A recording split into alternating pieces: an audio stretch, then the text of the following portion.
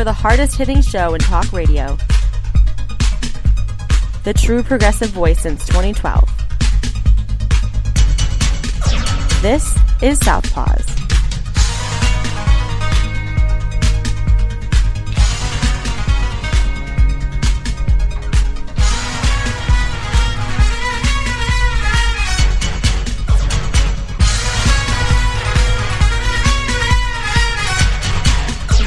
And welcome to Southpaws on the Pacifica Radio Network. We are the leaders of the revolution. My name is Darren Gibson, and I'm your co-host. My name is Jack Prince, your fellow co-host. What a beautiful day it is outside, Jack, as we record this on Friday, April the 3rd. We're already into April. Yeah, it looks like a nice spring day out there. Not really indicative of the whole world situation, but at least nature looks good. Yeah, speaking of nature, I saw a story, I think it was on Inside Edition, in a lot of different places around the world where people have stopped congregating because of stay-at-home orders and things like that. Wildlife has taken back over. There were deer running around in the streets of some big town, I forget where it was. It's great. It is. This will probably be what it looks like when all the people are gone, hopefully. Yeah, which couldn't be that long away. Yeah, no kidding, especially the way Trump's handling things. And we'll get into that and a lot more here in just a moment. A reminder, you can follow us on social media by going to facebook.com/Southpaws Radio Show. You can follow us on Twitter at Southpaws Radio. You can become a patron of the show by going to patreon.com/Southpaws Radio. You can listen to the show anytime you like at Spreaker.com. Do a search for Southpaws there. You can find us at the iTunes Store. Do a search for Southpaws under podcast. And once you've found our logo, you found us. All of our podcasts are sent to our Facebook, Twitter, and our YouTube channel. Go to youtube.com. Do a search for Southpaws Radio there.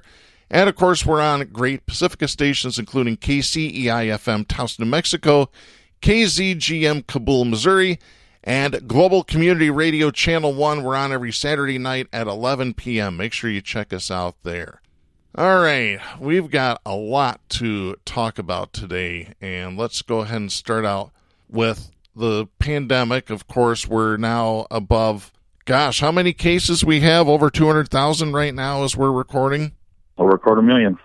Unbelievable.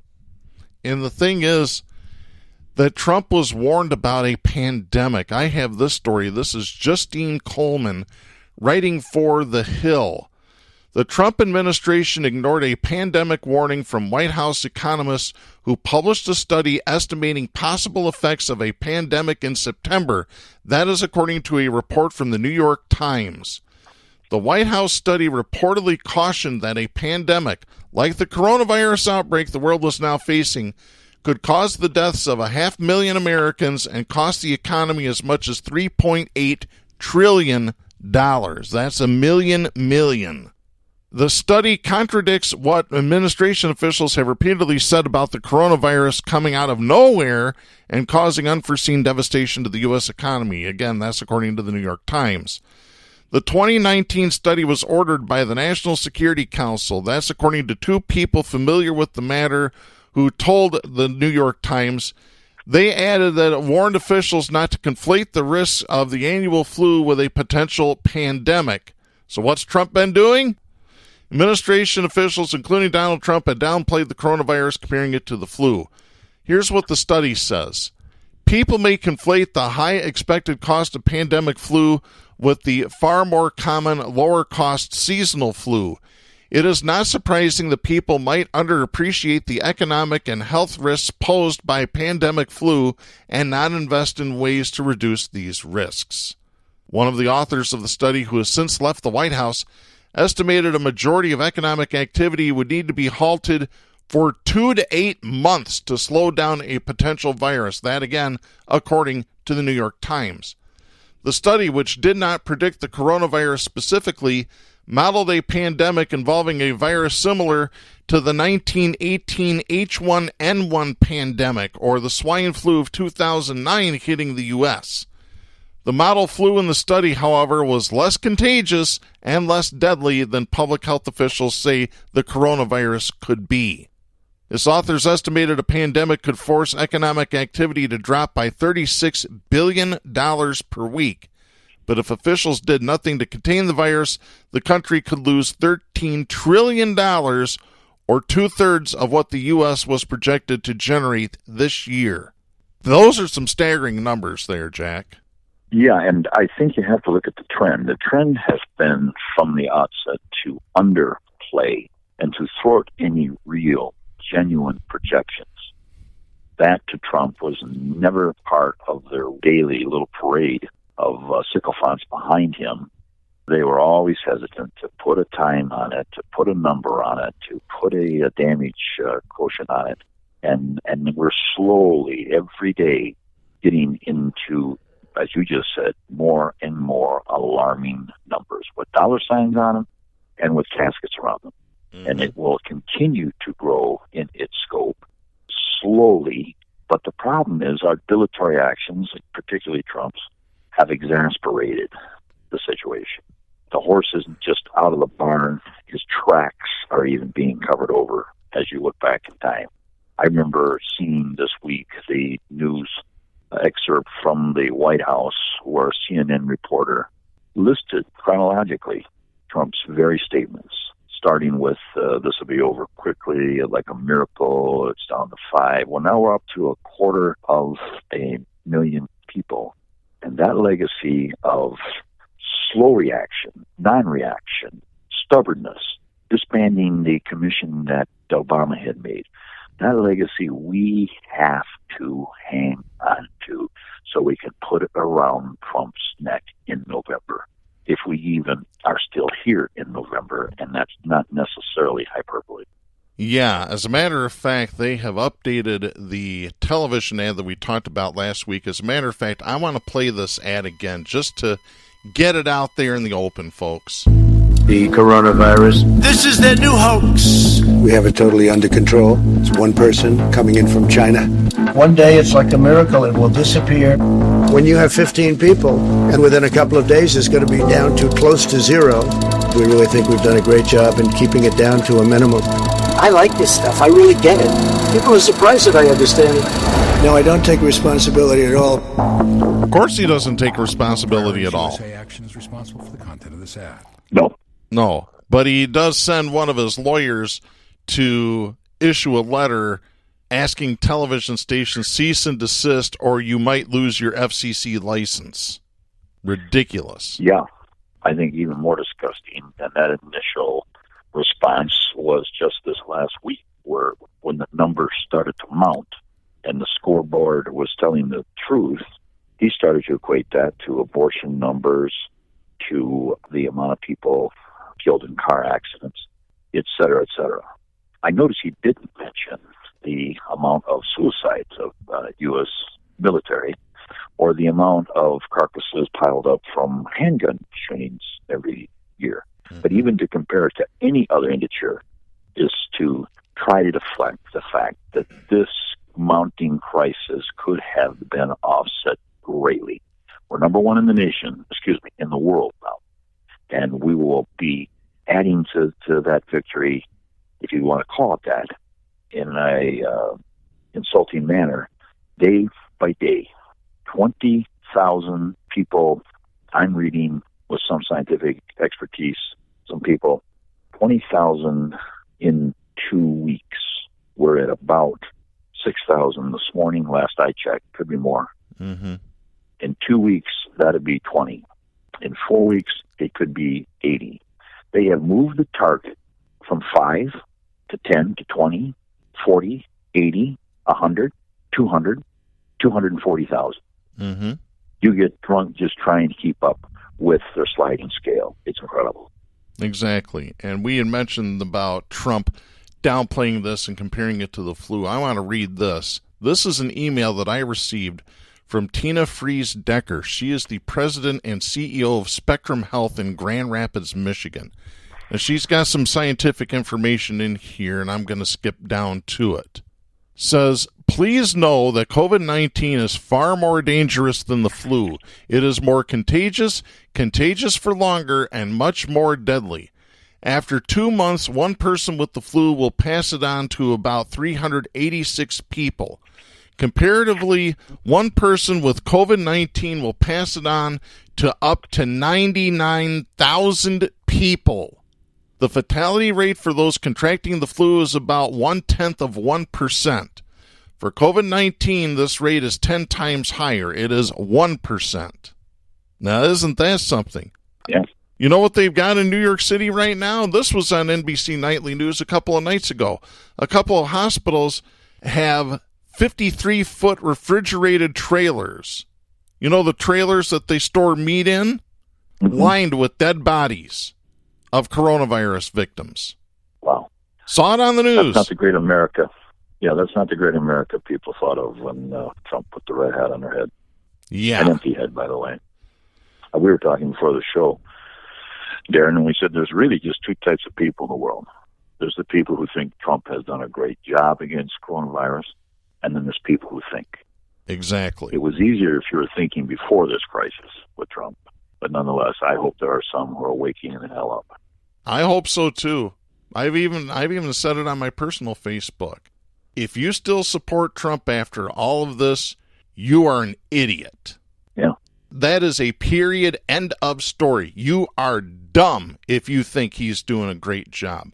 And I've got this, since we're talking about Trump downplaying everything, I've got this story. This is John Haltwanger writing for Business Insider. This article is dated March 31st. Donald Trump on Tuesday said he knew from the start that thousands of Americans could die from the novel coronavirus, but downplayed the threat because he wanted to stay positive and be a cheerleader for the country. At Tuesday's White House press briefing, Trump was asked whether he lulled Americans into a false sense of security by telling the public that the virus would go away quickly, even as it was clear the number of cases and death toll were on the rise. Here's what Trump said, quote, "I knew everything. I knew it could be horrible. I knew it could be maybe good. I don't want to be a negative person. This is really easy to be negative about, but I want to give people hope too. You know, I'm a cheerleader for the country. We're going through the worst thing that the country has probably ever seen." End of quote. This came as the top medical experts on the White House Coronavirus Task Force warned that the coronavirus could easily kill 100,000 to 240,000 Americans, even with mitigation efforts like social distancing in place. Public health experts have previously excoriated Trump's earlier efforts to downplay the threat of the virus, arguing that Trump robbed the U.S. of valuable time needed to prepare for what is now a pandemic, potentially costing thousands of lives. Dr. Ashish Jha, director of the Harvard Global Health Institute, told Business Insider in mid-March that Donald Trump spent, quote, 2 months of completely ignoring every bit of scientific advice. We've wasted 2 months, and this is not a disease where you're allowed to waste 2 months. End of quote. Jha, a medical internist who received his doctorate in medicine from Harvard Medical School, slammed Trump for telling Americans everything was under control when he said it, quote, was very clear to anybody paying attention that it was not under control. I don't use these words lightly, and it's incredibly painful for me to say it. The cost of all this is that tens of thousands of Americans are going to die unnecessarily. It was wholly preventable, and not just preventable in hindsight, it was preventable in foresight. Everybody said this is how it was going to play out if they didn't act. End of quote. Yeah, Darren, I have an article. I don't know. I won't be able to read it, obviously, but it concurs in some respects. It's called Officials Tried to Warn Trump of the Pandemic. It's a Gander Newsroom. In January. Yeah. That's what it pointed out. And, you know, you have to play ubiquitously the fact because the conservative mind will not accept it. He closed down an agency that was designed specifically for this very crisis. There's no debate about it. They can wiggle all they want. There's no debate about it. We don't have a healthcare system in the world. We have a hollowed-out department called FEMA, CDC. We have a hollowed-out department that's been replaced with business repetitive contracts. Mm-hmm. That's what's running this entire response to the crisis. And, Mm-hmm. I want to point out something. I have an article that I can't read again, but I want to just try and touch on the main points, okay? The whole idea of the conservative term exceptionalism has been shot in the fanny. The whole idea that Trump conveyed that we here in the United States, we will take this on. And, we're not the kind of people that like to stay indoors and sit these things out. The exceptionalism moniker has been torn down over the USA by a microscopic little virus. It came in because there was no defense against it. It's promulgated because of Trump's inaction, and it has thrived because of the absence of effective health care protection. The U.S. exceptionalism is also based on religiosity. All the stickers at God Bless America, I guess they didn't see the day when we would leave the globe in the amount of victims from a pandemic. The idea that we're the most religious country in the world is not slowing down at all the death rate. There's nothing exceptional about our human beings. You can take the idiot in the Confederate draped truck with his fatigues on, with his camouflage on. You can take that dude down just as fast as the little tree-hugging liberal. The idea that there is a tougher fabric here and that God has blessed us more is melting faster than the summer heat on the snowpack. And the problem is that there's no accountability even now. It's like you got a guy who is on the corner on his back, been knocked out with facts, with sheer numerical record every morning. And he doesn't say, hey, I give up. Instead, they come back, they lie more, they spin more. It's absolutely disgusting. And now more than ever, we need somebody to beat Trump. And we're going to talk about the way that should be done, if it can be done.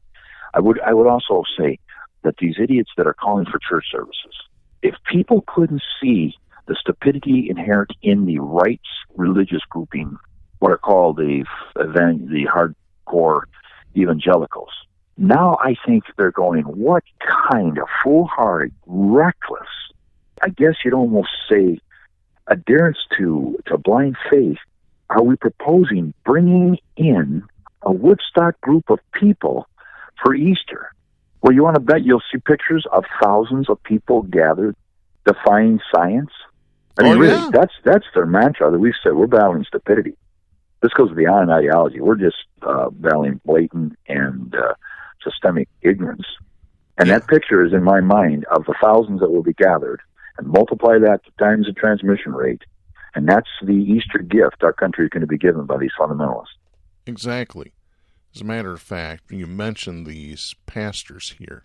Listen to this. This is guardiansofdemocracy.com writing this story. This is dated March 31st. Right-wing evangelist Jonathan Shuttlesworth, who recently called churches who shut down during the COVID-19 pandemic a bunch of sissies. We talked about him last week. He has vowed to hold a massive outdoor Easter blowout service amid the COVID-19 pandemic. Shuttlesworth's announcement came a day after Florida police arrested Pastor Rodney Howard Brown for violating public safety orders to avoid large public gatherings when he held 2 in-person church services on Sunday. Shuttlesworth said Tuesday, quote, I'm going to announce we're going to hold an outdoor Easter blowout service, not online, a national gathering. You come from all over, like Woodstock. And we're going to gather up and lift up Jesus Christ. I'm not ashamed that Dr. Rodney got arrested. I'm ashamed that when they wanted to arrest preachers for having church in the entirety of the state, there was only one to come for. End of quote. This is how stupid they sound. Yeah, and all the mystery of how this spreads, you know what I mean? It's so small. The invisible enemy. Remember Trump's mantra? Oh, I'm fighting an invisible enemy. Hey, here's a visible enemy, Trump. It's called the redneck idiots who are calling for gathering in the midst of an epidemic. You want to slow the transmission? You want to fight a visible enemy? You make damn sure they don't gather, Trump. But you and I both know he won't lift a finger. Those are his red meat base foundation, and he won't say a word about it. He'll actually probably tweet support for a gathering of people. What does Italy think of that demonstration? What is Spain? Could we get a quote, please, from the leader in Italy who broke down in tears talking about the death rate in his own country? You want to know what he's got to say about allowing hundreds of thousands, if not millions, across the United States? Santos down in Florida. Yeah, DeSantis. DeSantis, sorry. Yeah. Trying to close the window, and you open the door. Yeah. It's like the old Three Stooges when they had water in their boat, so they cut a hole in the bottom of the boat to let the water out. I could go on with analogies. It's that stupid. It is. It's mind-numbingly stupid. Let me continue this real quick. In March, Shuttlesworth told his followers that red states would be spared from the coronavirus because Trump honors Israel. Quote, read the Bible. A nation doesn't have to be run by a perfect man for God to give goodness to a nation. They can say whatever they want. He honored Israel. Obama honored the enemies of Israel. Trump honors Israel, and it's a massive difference. And because of that, I predict America will be minimally affected by coronavirus. I exclude from my prediction the Pacific Northwest, California, and New York because in a God-honoring nation, those are four places that have chosen to give God the middle finger in the shape of an Empire State Building lit up in pink to celebrate the passage of the legislation that you can kill a baby. So if it did hit Washington hard with that government, Oregon with that government, California, let me tell you, your government matters. If it hits New York, you will not see me surprised. End of quote. Yeah, it's those dirty liberal capitals, right? That's got nothing to do with the fact there's, 600,000 people live in Wyoming? I think less in Montana. Yeah, they probably got 200-300 victims, but there's nobody there. It doesn't figure into his reasoning. Any large city and dense population in the world is subject to more infections. Well, it ain't got anything to do with divine selection. Well, he says red states would be spared. Do you consider Louisiana a red state? I do. Well, I'm going to say, again, we used to tell our athletes in college that if the opposing team starts to get chippy when you're ahead, just point at the scoreboard. Just point at the scoreboard. So for all these evangelists and all these men of the cloth, men of toilet paper, let's say, if all these idiots want to look at the scoreboard 6 weeks from now and add up the red states, add up New Orleans, add up Charlotte, North Carolina, add up Miami, Florida, but they're not going to be there. They'll change the tactic. If he wants to make a scoreboard thing out of this and say the red states won't be affected, it's just a matter of time, Darren. Yeah. You better stick with man of the cloth because there is no toilet paper to be found. Well? Hey, I saw some just the other day at Dollar Tree. Really? Yeah. At a limit of 2, but hey, yeah. I grabbed on. Yeah. I stopped at a Meijer store in my area. They were limiting it to one per family. Really? I've never seen any of Meijers. Same with paper towels, same with soap, same with sanitizer. They're starting to finally crack down. A little too late, but they finally are. I got one more pastor story here. This is from WWL Television out of Louisiana, ironically. This is out of the town of Central Louisiana. The pastor who continued to defy government orders to limit crowds during the coronavirus pandemic was arrested Tuesday, according to the Baton Rouge Advocate.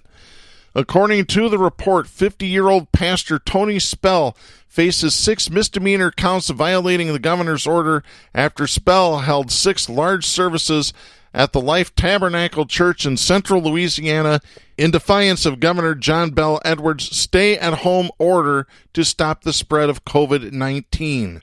Central Police Chief Roger Corcoran told the Advocate the arrest followed weeks of urging Spell to temporarily suspend his services. Corcoran said this, quote, "He will be held responsible for his reckless and irresponsible decisions that endangered the health of his congregation and our community. We are facing a public health crisis and expect our community's leaders to set a positive example and follow the law." End of quote. The charges carry a maximum punishment of up to 6 months in parish jail, a fine of $500. Spell live-streamed his arrest on Facebook, in which he can be seen giving documents by police officers and then praying with those officers. Good God. Over the weekend, hundreds of people in Louisiana attended worship services at their church in defiance of the state's ban on gatherings due to COVID-19. An estimated 500 people of all ages filed into the Life Tabernacle Church on Sunday outside of Baton Rouge. The service came a day after New Orleans police broke up what they described as a funeral repast of about 100 people. Assistant ministers and worshipers who stood outside the front doors and then the parking lot told news reporters to leave.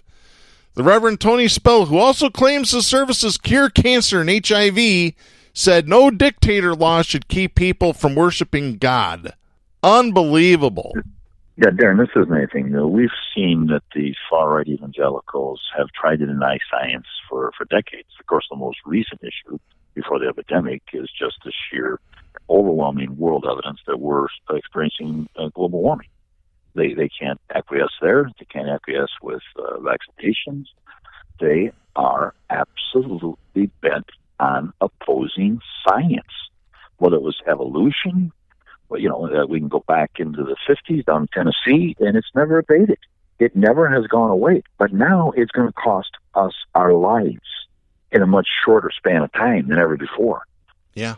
Takes your breath away. It does. That's not a portent.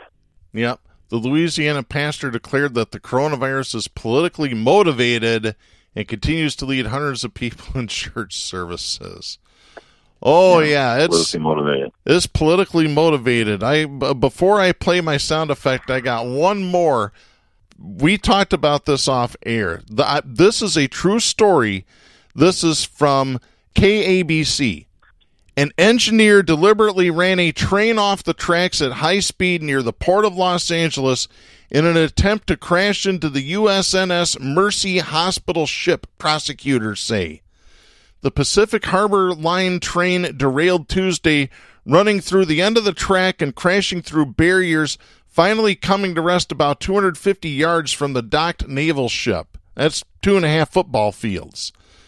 Federal prosecutors allege that 44-year-old train engineer Eduardo Moreno of San Pedro, California, intended to hit the ship, saying he thought it was suspicious and did not believe the ship is what they say it's for.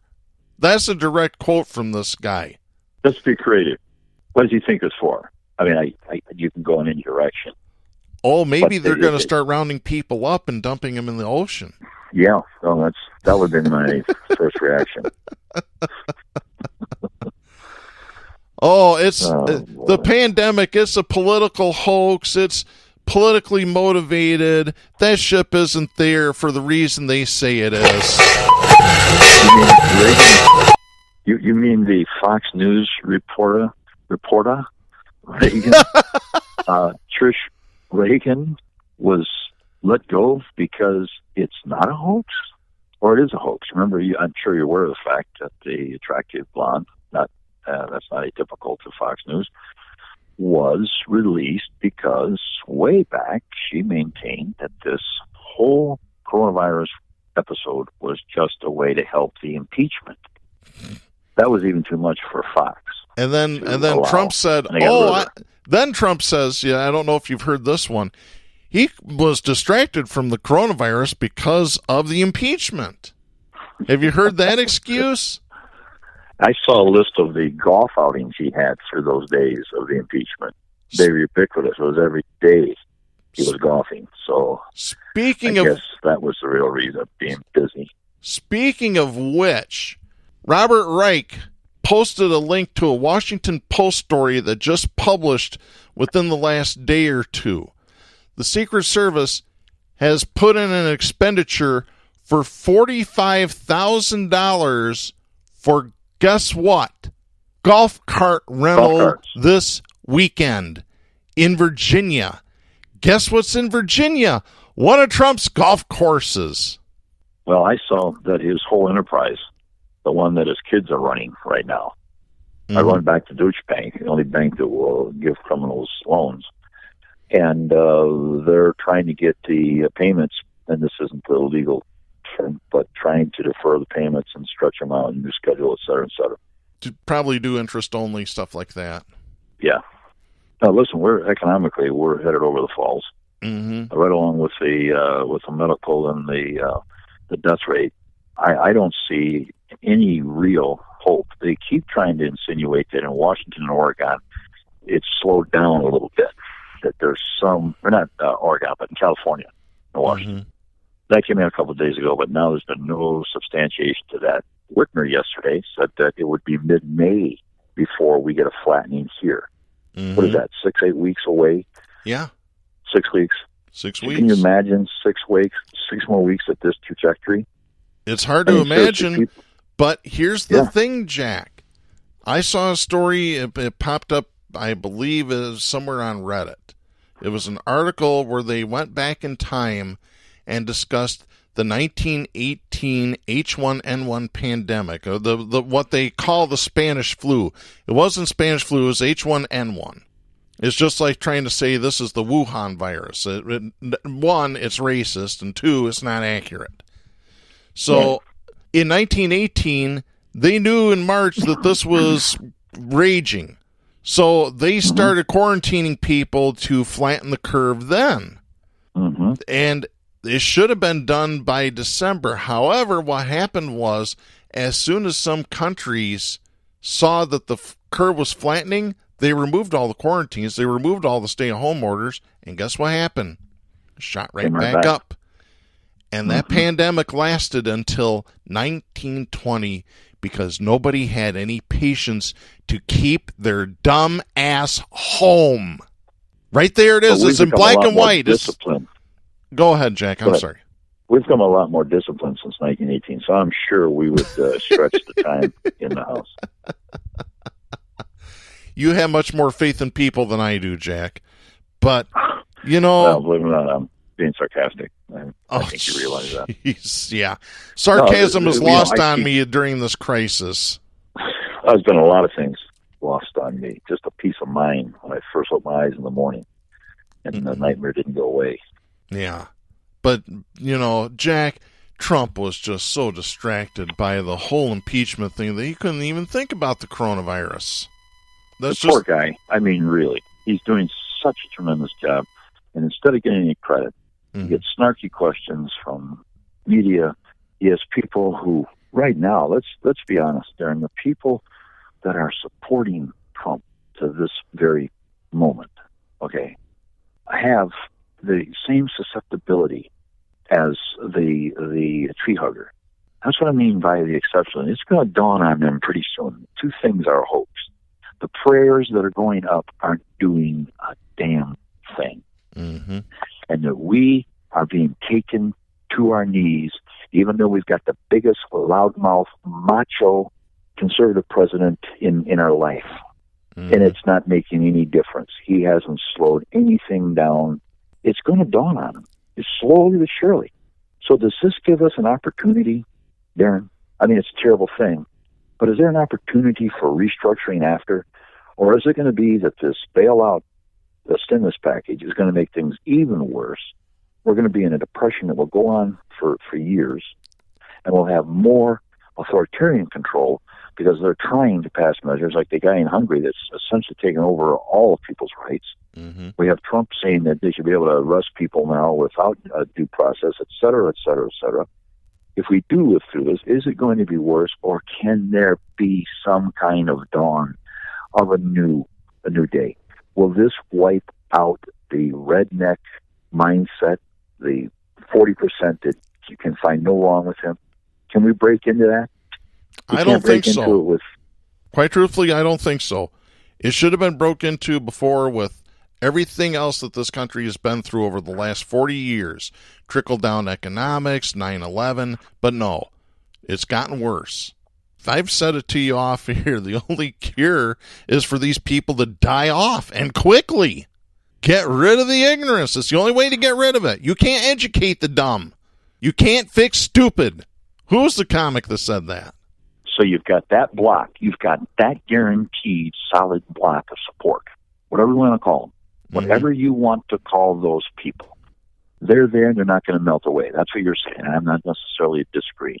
Then you've got the propensity to keep voters from coming to the polls in November, which has been a Republican tactic. And Democratic, for that matter, too. And Democratic. And then you've got the machines that you can hack with a fourth grade education. You've got that. We've had Greg Plast on the show that would support that worry. You combine all that together, and we need a champion to break through and overcome those odds.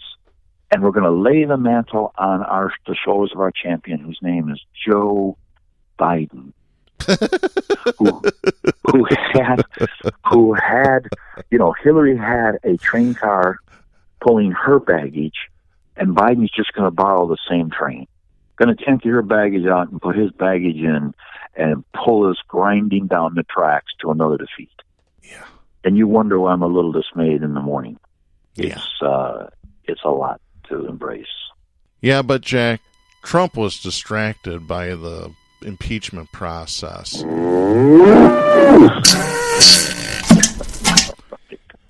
Bullshit! Have you seen one glimpse of compassion for the thousands of people that have been lost? In all of his afternoon regurgitations of the truth, have you seen one moment? No. He's remorseful for the economy. That's all he cares about. He cares about money and he cares about his rich buddies. That's it. Well, can we transition it all and go over to the hope of upsetting him, not upsetting him, but unseating him? Let me read Trump's tweets from April 2nd here. This is the mindset of the Trump administration when it comes to getting medical supplies out. Massive amounts of medical supplies, even hospitals and medical centers, are being delivered directly to states and hospitals by the federal government. Some have insatiable appetites and are never satisfied. Politics? Remember, we are a backup for them. The complainers should have been stocked up and ready long before this crisis hit. Other states are thrilled with the job we have done, sending many ventilators today, with thousands being built. 51 large cargo planes coming in with medical supplies, prefer sending directly to hospitals. Now let's just tear this apart for a minute here. The government is the backup. The complainers should have been stocked up and ready. Well, why is it that the federal government sent 35,000 pounds of masks, personal protection equipment, gowns, gauze, etc. to China back in January or February? Right as soon as the World Health Organization said it's hitting the U.S., Trump sent supplies, much-needed supplies, including ventilators, to China. What happened to America first there, Donnie? And now Cuomo's crying out. He has less than a week before they're completely out of any ventilation apparatuses. And then Trump also tweeted this. Listen to this if you want a really good laugh here. Somebody please explain to crying Chuck Schumer that we do have a military man in charge of distributing goods. A very talented admiral, in fact. New York has gotten far more than any other state, including hospitals and a hospital ship. But no matter what, always complaining. It wouldn't matter if you got 10 times what was needed. It would never be good enough. Unlike other states, New York unfortunately got off to a late start. You should have pushed harder, stop complaining, and find out where all of these supplies are going. Cuomo working hard. Well, this is after Trump made the accusation that nurses and doctors were stealing masks and PPE. Yeah. He made that accusation. Yeah. There's no denying it. I know. Yeah. It's nuts. We have a nut job in the White House. And the sad part... Would it be any crazier if he said there's little hospital leprechauns running around taking these things? Yeah, that might be next. Here's the problem, though. We're thinking of replacing one moron with another moron, and his name is Joe Biden. Yeah, Darren, can I read something here? This is a friend's words, okay? We've been talking, and I think it's prescient. This is the words I want to share. The DNC queen, Hillary, was rated as the least appealing Democratic candidate in U.S. primary history. Her low favorability ratings are an all-time record. That is a quote from 538 titled Americans' Distaste for Clinton is Record-Breaking, May 5th, 2016. The DNC, regardlessly, drove her candidacy down her throat, ignoring the polls that indicated Sanders beating Trump with consistency. Now again, we see the same phenomena with Biden supporters. As of today, with only 24% reporting that they are very enthusiastic about casting their votes in November. Mm-hmm. The former vice president has the lowest level of enthusiastic support of any Democratic candidate in the past 2 decades. That's from ABC News. Comparatively, 53% of Trump supporters say they are very enthusiastic about voting for his reelection. That's a bad omen when twice the Trump voters are more enthusiastic than Biden's. Mm-hmm. We have been disgusted with Biden since the Anita Hill hearings. We have witnessed the long litany of inappropriate physical intrusions recorded for years. And now we have 8 women charging Biden, with 3 alone coming out on the 19th, in April of 19. So they didn't have political motivation other than the fact that Biden is a political person. It wasn't in the primary like they're trying to attack Reid, my words. Mm-hmm. They have joined Tara Reid who claimed digital rape. Now, Darren, should we listen to the smearing job of these women and their veracity when we remember that Biden lost the last presidential race, which was truncated because of multiple plagiarisms, which he then lied about and denied? Or should we give any credibility to a candidate who lied on stage in front of a national audience on a debate stage about his stated plans to cut Social Security, which was proven within hours to be absolutely truthful? There's nothing more foolish than the obvious. And the obvious is that Biden tells lies and cheats. But the Democratic Party, is oblivious and in denial over Biden's political lightning rods hanging from his shoulders, is not only quixotic, it is indicative of the same blind eye party allegiance that embraced Clinton. The same denial which allows Biden's neoliberal and conservative voting record to go unnoticed and his ideological gaffes scattered throughout his entire career to be left unanalyzed. His mental deterioration, which is observationally empirical, is taboo to speak about. And those who do try and comment on that issue are attacked for trying to sink their Golden Boys campaign, or you're against Democratic Party unity. From anti-busing to abortion to advocacy for the crime bill. Hell, he wrote the crime bill. The credit card legislation that left kids high and dry for bankruptcy protection. Biden has left a political trail littered with indefensible failure and mistakes, with one of the worst being his Iraq war vote. Simply put, it is one of the easiest judgment breaches to identify, which prompted Joe to apologize for the most costly and tragic mistake in his wagon load of lesser decisions. His legislation baggage has many, many wagons, but his Iraq vote is in the front row, front seat. You know, I just want to put the list out. It's so easy to forget. Bernie voted against every one of the following things: DOMA, NAFTA, the Iraq War, China PNTR, the Patriot Act, the welfare reform, bankruptcy reform, bailing out Wall Street, repeal of Glass-Steagall Act, Secure Fence Act, the 96 Telecommunications Act. Biden voted for them all. But Darren Gibson, as bad as that list is, the American public doesn't have the mental capacity to catch that in center field. They don't. But they do have the mental capacity to identify a man of no honor who has now 9 or 10, because there were just 2 new ones last night, women who are against him in this Me Too age, in an age where Franken was taken down with a lot less smoke, right? Mm-hmm. That is an issue that will not dissipate. Then you add to it the miles of tape where he sounds like a guy looking for the bathroom in the old people's home. Mm-hmm. The gaffes, it goes beyond gaffes. Gaffes can be poor judgment. This is incoherence. This is indicative of cognitive decline. You take that issue, which Trump will play incessantly, and his issue with the women, which will nullify Trump's own indiscretions, And Biden is less appealing even than Clinton. We predicted, didn't we, on our show, that it was very likely that Trump would win, even though the numbers, particularly in Michigan, were 20-25%. I think we heard guarantees from 538. We heard all kinds of spin. And we said, it's going to go down to the wire. It's going to be close. And at 3 o'clock in the morning over on 44th Street in Grand Rapids, Darren Gibson and Jack Prince walked out saying, damn it, we knew it. And now we're going to say again, from Southpaws, and I think Darren's in agreement, we're going to say again, this is deja vu all over again. But the ramifications are going to be even worse.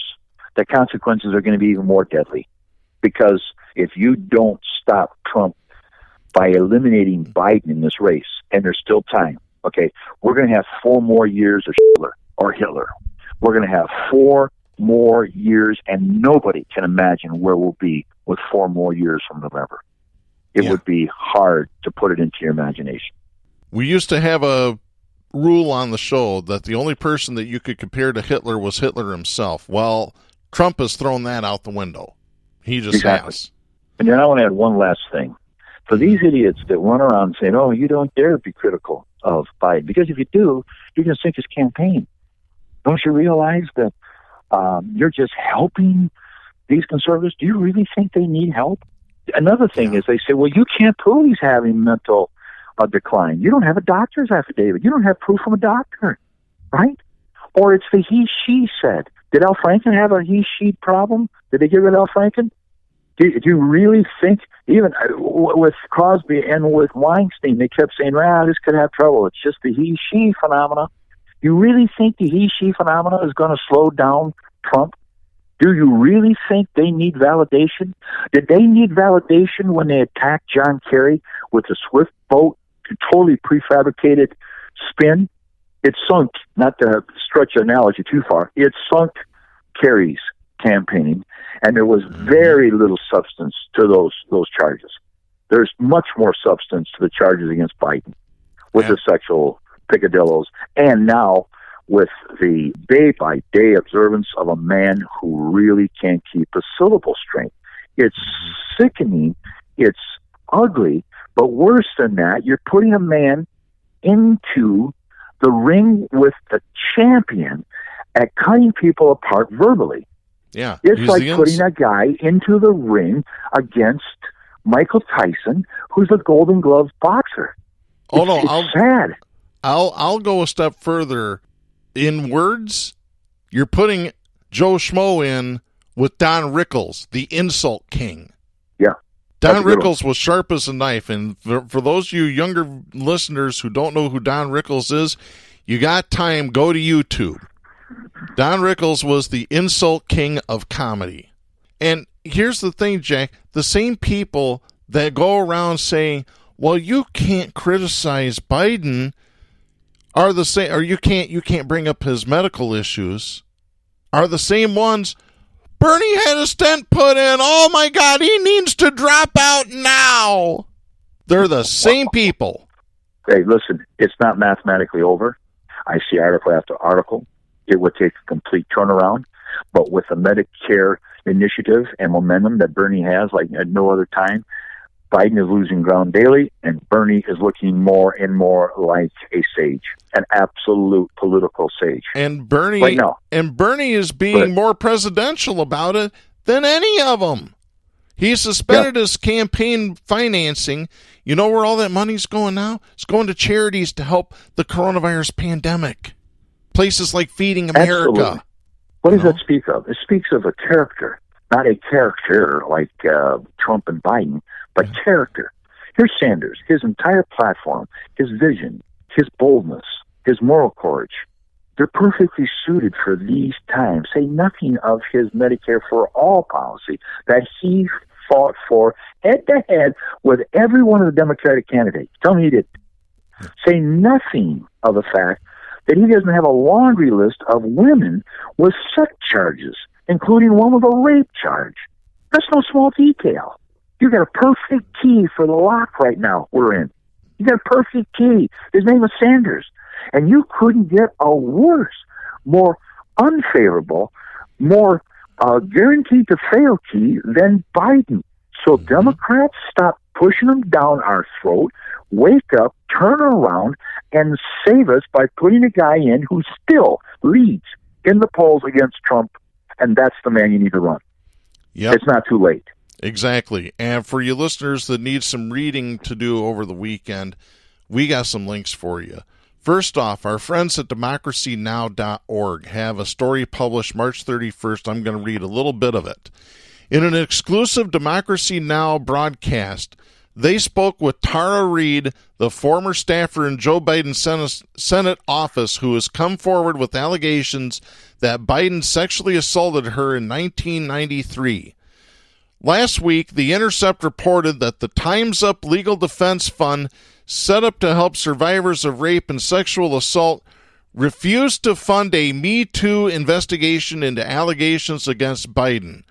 Reid told journalist Katie Halper in an interview published Tuesday that Biden repeatedly touched her without her consent and sexually assaulted her. Reid approached the Time's Up Legal Defense Fund in January looking for assistance, but was reportedly told the fund could not help her because Biden is a candidate for federal office and pursuing a case could jeopardize the fund's nonprofit status. Yeah. Now, let's go I sent you that link. The another link by Crystal Ball. Yeah. That completely takes apart all these people who are trying to smear these women. It's really amazing. I would recommend that. And that's on YouTube, so you'd have to watch that video. Exactly. I know. So Reid, continuing the Democracy Now! Piece, Reid said she learned from the Intercept report that the public relations firm representing Time's Up Legal Defense Fund is SKD Knickerbocker, whose managing director, Anita Dunn, is top advisor to Biden's presidential campaign. There it is, folks. Wow. There it is. That's it, exactly. They talk out of both sides of their neck, and that's what they do. And I tell you what, I urge Bernie to increase his anti-establishment rhetoric and to sharpen his attacks on Biden more than at any other time. Jack, you had mentioned the Medicare for All. I've got this. This is Jason Lemon writing for Newsweek. This is dated April 1st. Support among voters for Democratic presidential candidate Bernie Sanders' signature policy proposal, Medicare for All, has risen to a 9-month high amid the coronavirus pandemic. That's according to new polling data. The survey conducted by Morning Consult and Politico from March 27th through the 29th show that 55% of voters back the Vermont senator's proposal for single-payer universal health care.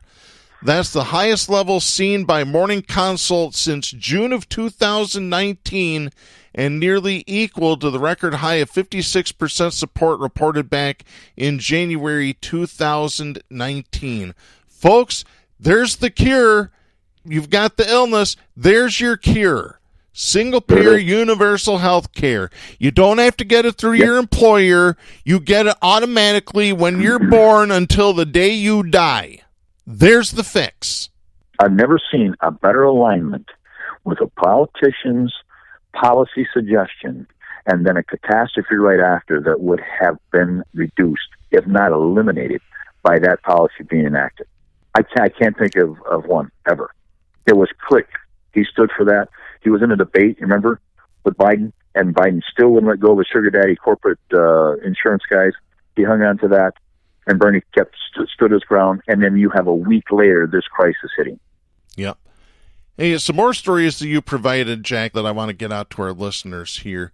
You have a link to a Washington Post story from Dan Balls. This is from February 6th. But it goes without saying, it's 2 months old, but this is the headline you need to look for at WashingtonPost.com.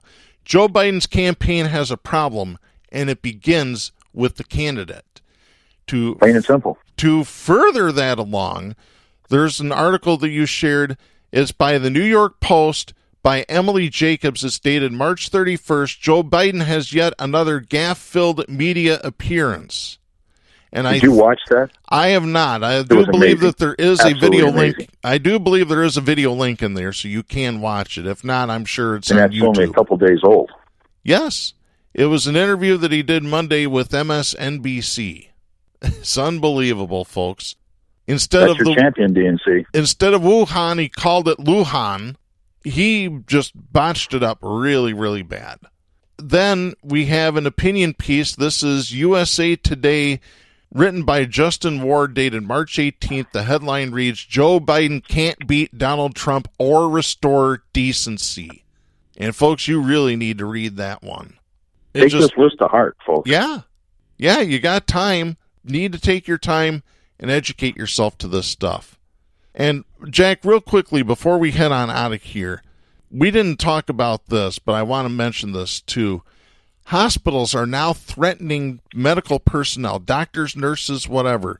If you speak out to the media or just out in general on your own social media about a lack of gear, lack of masks, PPE, we can fire you. And they've done that. That's the thing. They have done that to doctors already.